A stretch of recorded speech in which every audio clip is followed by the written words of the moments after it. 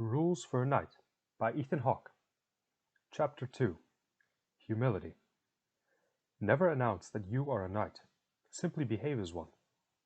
You are better than no one, and no one is better than you. Without the blacksmith, the knight's sword would splinter into shards. Without the carpenter, a lady's wagon would collapse. Without the mason, the castle would crumble. Without the seamstress, the king would ride to church naked as a fool. All living things rely on each other. If there were no earthworms, the soil would be depleted, grow no food, and we would die. Understanding that he relies on all that surrounds him, a knight is kind above all. He knows he will need many friends. Proper manners are not trivial. Being polite is part of our daily meditation on the equality of mankind. A knight says please and thank you. He never charges into battle alone. His kindness, compassion, and humility serve as his banners that many may rally around. For grandfather, humility was the essential element to a magnificent life. Humility is the ability to see yourself in the context of a much larger world. The stars are magnificent. They are always there whether you see them or not.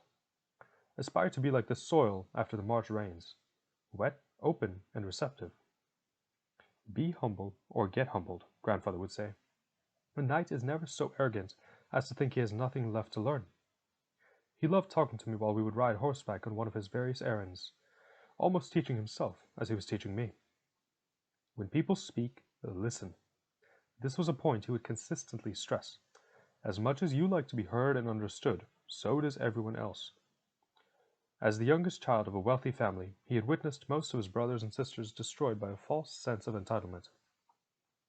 They expected the world to give them everything, and they all, in turn, were colossally disappointed when it did not. Instead of being grateful for the pony they received for Christmas, they would be disappointed they had not gotten a stallion. There is nothing so helpless as the child of a rich man, grandfather liked to say. The push and pull of the oceans, the sun rising and falling, the flow of the seasons, the waxing and waning of the moon, none of that is enough for them. But what about you? I once asked. You are the child of a rich man. He grumbled. Just give thanks I've lost most of my money. If you can lose it in a shipwreck, it isn't really yours. He slapped his saddle and chuckled to himself. Expect nothing, and you will enjoy everything. We were crossing the craggy rocks of the Hogwill Fells, 12 of us riding in formation. By late morning we came to an impasse where the road split into 3 paths. We could choose the high road, which appeared beautiful with a glorious view but treacherous and steep to climb. The low road, which descended and had an easy, muddy look to it, or a middle path, which was a combination, some parts up, some parts down.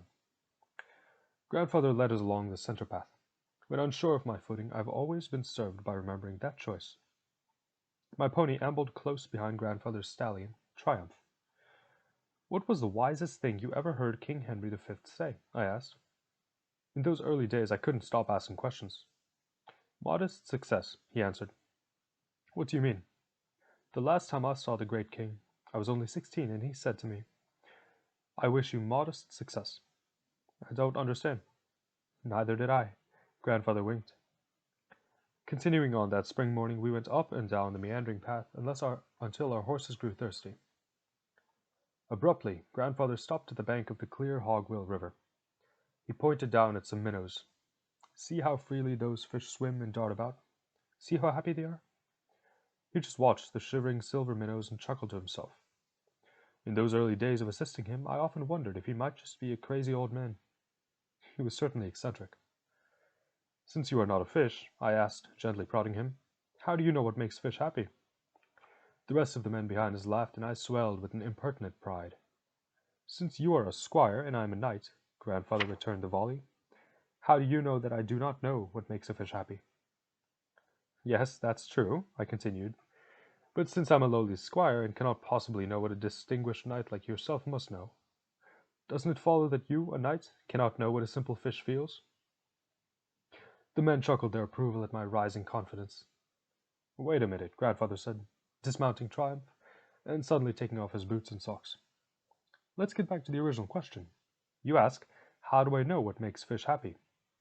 From the terms of your question, you admit that I know what makes fish happy. I was momentarily flummoxed. You see, grandfather went on, easing his old, tired feet into the cold water, I know the joy of the fishes through my own joy. We swim in the same river. End of chapter 2.